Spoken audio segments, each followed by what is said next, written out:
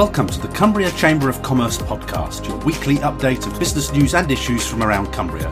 Find out how we support new business and help existing businesses to grow and flourish at cumbriachamber.co.uk. Now here's the Chamber's Business Engagement Manager, Julian Whittle, with this week's episode.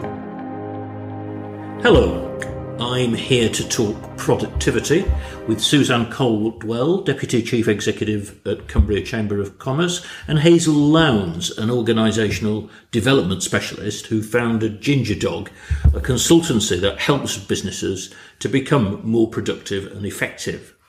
Hazel, productivity is a bit of a buzzword at the moment, and boosting it is the main ambition of the government's industrial strategy. We hear a lot in the media about how UK workers are less productive than their counterparts in France, in Germany, and many other development countries. Why do you think that is?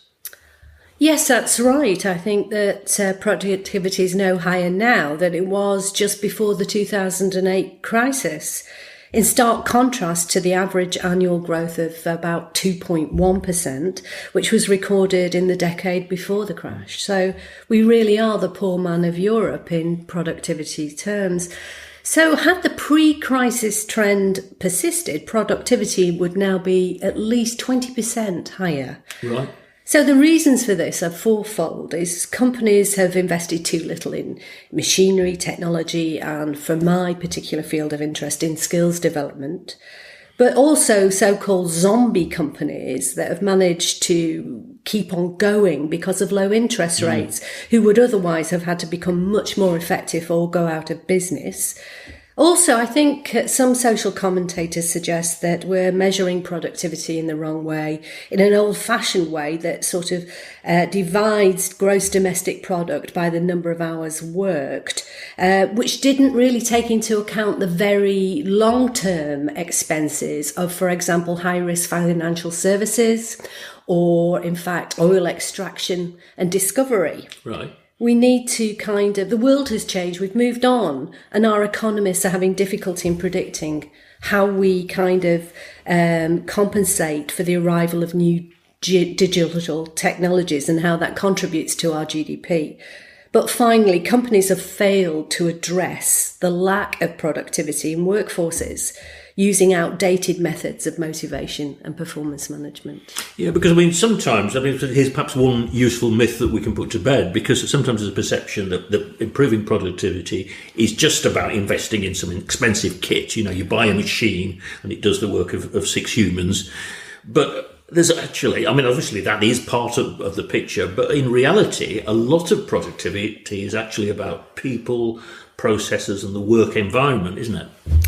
Yes, that's often the case. And while I'm not suggesting at all that new kit isn't important, no amount of new machinery or technology will compensate for a disengaged workforce who consciously or unconsciously withhold their discretionary effort. I believe that this is common practice. It's easier to throw cash at productivity problems by buying technology, plant or equipment, whereas people, on the other hand, are tricky. And in the past, our solution has been to get rid of unproductive workers, which is not such a great option in today's sort of skills-scarce employment markets.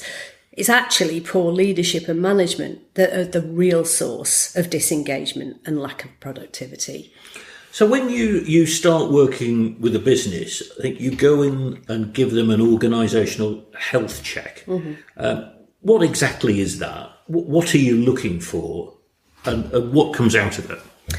Okay, it's important to have accurate data. And that business decisions are based on fact and not hunches or assumptions.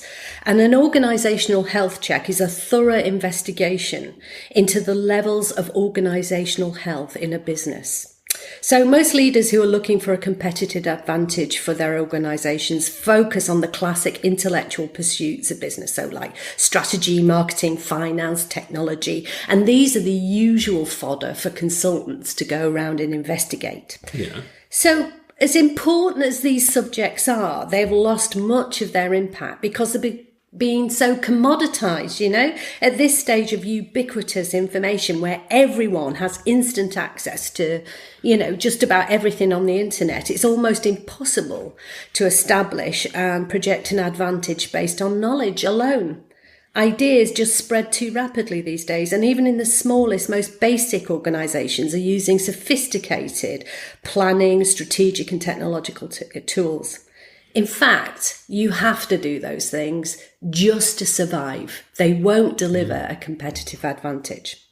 So let me get to the organisational health check then. So there's one particularly nasty set of problems that remains largely unresolved in most companies. In my experience, it erodes productivity, morale, and drives the best employees away. Moreover, it prevents an organisation from tapping into its intelligence and talent around those traditional subjects of strategy, finance, marketing. So what I'm talking about are things like organisational politics, unhealthy power structures and confusion, and self-serving manipulative practices and policies. A healthy organisations minimise politics and confusions by raising morale and productivity levels so that their competitors can never compete. They also attract and retain the best people, and if that weren't enough, they tap into all that intelligence they have, and that they have almost always find a way to get smarter as a result. I can't imagine a bigger competitive advantage than that. But what's more important, it's almost impossible to replicate because an organisational's culture is unique and held within the body of the business. So it's about understanding that. It is. Yeah. So to turn it round a little bit, before you get called in, if you were a manager in a business, what are the warning signs that you should be looking for that might indicate that your staff are not performing to their full potential, and that you as a business need to do something about that? Well, that's where we do need to turn to the classics. The top level key performance indicators of a business is the obvious answer, decreasing margins and profits, high levels of employee churn, absenteeism rates, having difficulty attracting real talent. But also the less obvious, and this is something the organisational health check can really help you with, is looking at the levels of lack of cooperation and teamwork across functional boundaries, power politics, and high levels of negative grapevining around the business. And, I think we can all sort of relate to a lack of cohesion in the top team where there's infighting and guarded communication and sometimes like empire protectionism. I see. There was one stat on your website that really stood out for me, and that was that happy employees are 20% more productive than unhappy ones. Now that's a huge difference. So where are employers going wrong, and what should they be doing to ensure that staff are happy at work? Yeah, this was a fantastic piece of research done by the University of Warwick, and What would most business owners pay to get a 20% increase in productivity? A lot. And our focus is often on the rational, intellectual solutions, to gain engagement and involvement from our people. But our focus needs to be on the emotional context of our work. And us Brits, traditionally, we're not so keen on that. And if you could just give me a bit of latitude, I'll just explain that. So this is things like addressing our humanity at work. Well, not treating people like anonymous cogs in a machine, employees who feel like their boss knows and respects them just as an individual. Managers who show, genuine and personal interest in you and have an ingrained belief that perhaps that work is not personal. We shy away from this because I think as managers, we confuse the personal with the private. But if you asked any business founder or leader if they care about their work, there would be a resounding big yes, they care passionately about their work. Well, surprising to some business owners, it's everyone cares about their work and they want others to notice that, and caring is important. This isn't about fake attempts at employee bonding or just to get the best out of them through manipulating them conversationally. It's just about getting to know them as human beings, taking a real interest in spending time with them.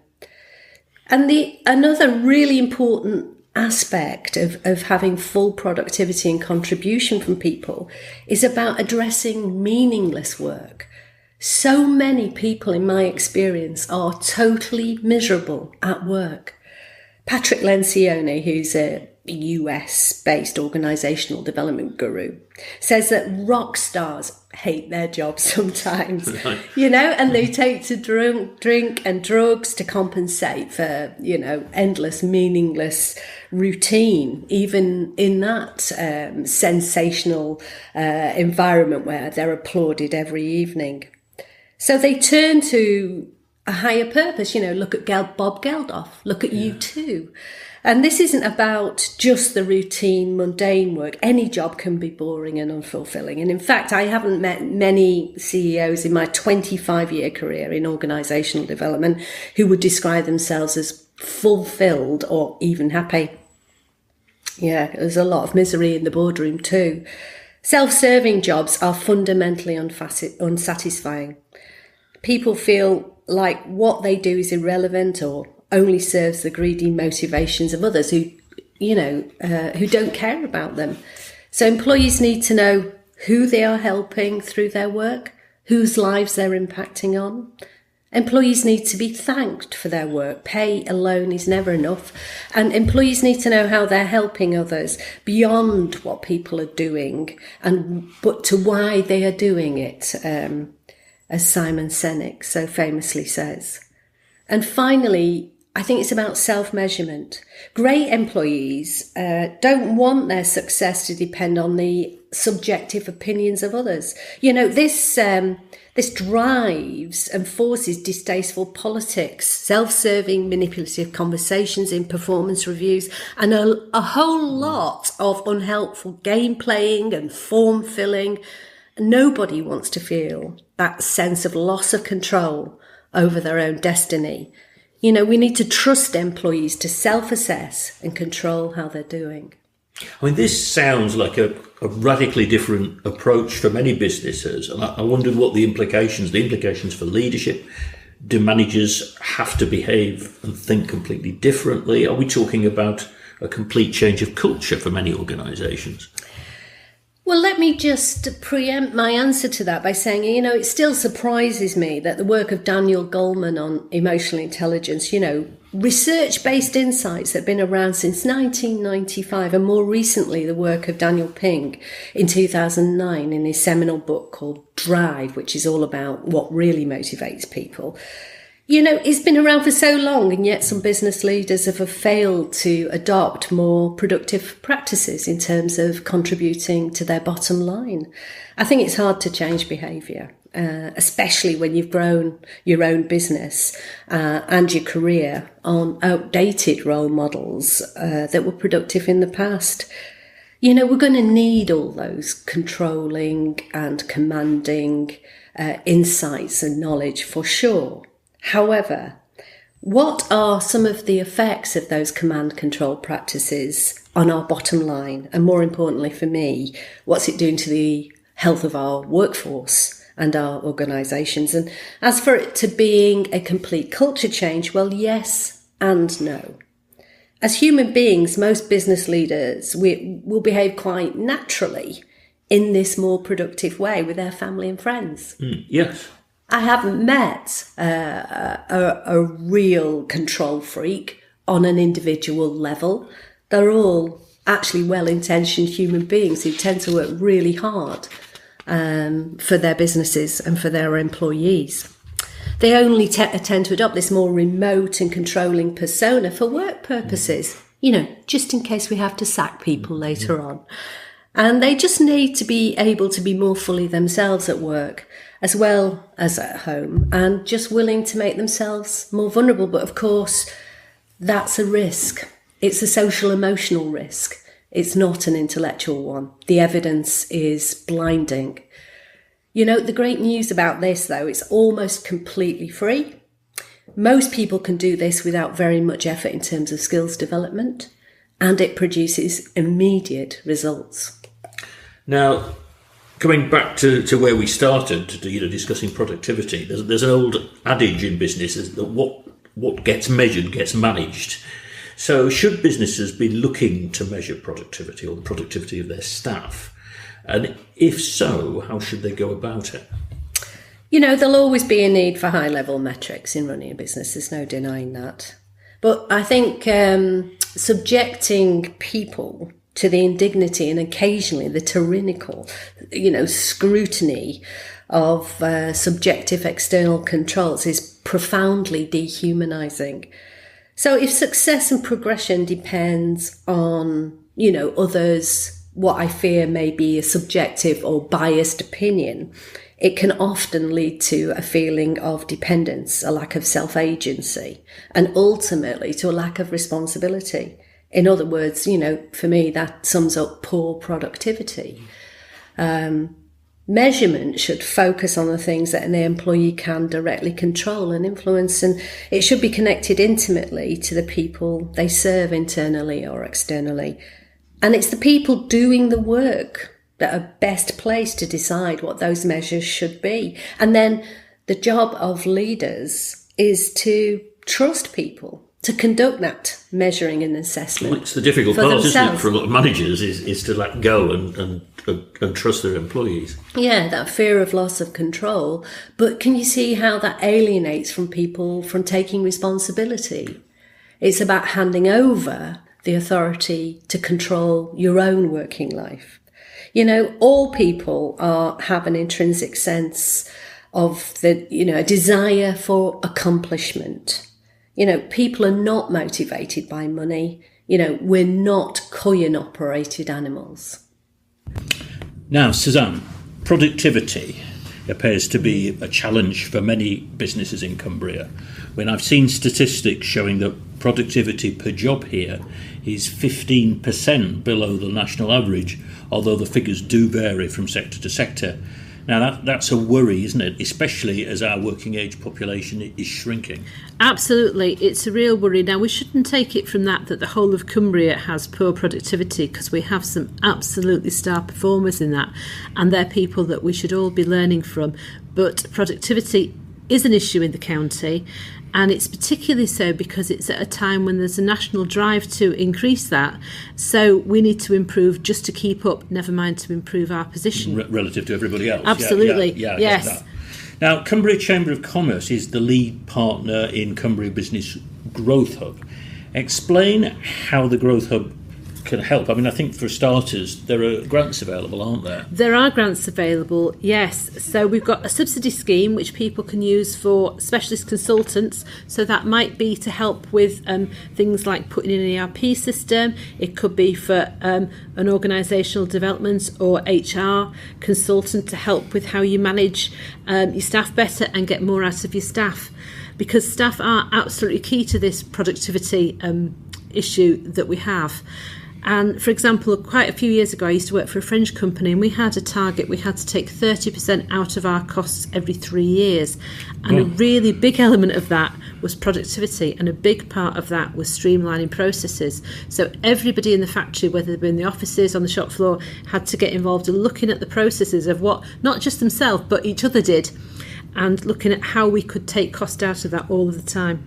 I see. I mean, Growth Hub also offers Cumbria Forum, which is a programme run in conjunction with Lancaster University Management School. Tell me a bit about that. Yeah, well, we love working with Lancaster Management School. It is a world-class management centre, so it really makes sense to take full advantage of that for Cumbrian businesses. So this is a leadership and management programme. You do it on a cohort basis, so you're working with a number of other businesses over a period of months, and it's all about how do you improve your leadership, your management, look at how your business is configured, how you can improve that, what improvements you can make to the way that you operate your business. And it's not just, as I say, what you're learning from the management school, but it's also what you can learn from the other people that you go through that cohort with. I'll echo that, because I've interviewed businesses that have done the programme, and that's one of the things that they come away with, and they say that absolutely it's a peer review kind of thing is really helpful for them. It's one of the big bits of feedback we get from everybody. What other ways can the Growth Hub help businesses raise productivity? Yeah, there's a number of ways. So we have a range of advisors, generalist and specialist in a number of topics, so they can review your business with you, either the whole business or specific aspects of it, and look with you at opportunities for improving your productivity, and then potentially help you to implement those. As I say, there's the subsidies that you can use for that as well. We've got a range of workshops that we'll be running that you'll be able to book onto that will be on relevant topics. There's Cumbria Forum, which we've already covered, and then we can also refer you into other support and funding that might be available to help with that. Excellent. Thanks very much to both of you. To find out more about how the Growth Hub can help your business boost productivity, visit the Growth Hub website, that's cumbriagrowthhub.co.uk, or call us on 0844 257 8450. Thank you for listening to the Cumbria Chamber of Commerce podcast. You can find out more about how we're supporting Cumbrian businesses at cumbriachamber.co.uk and cumbriagrowthhub.co.uk. In the meantime, thank you very much for listening, and we'll have another episode for you next week.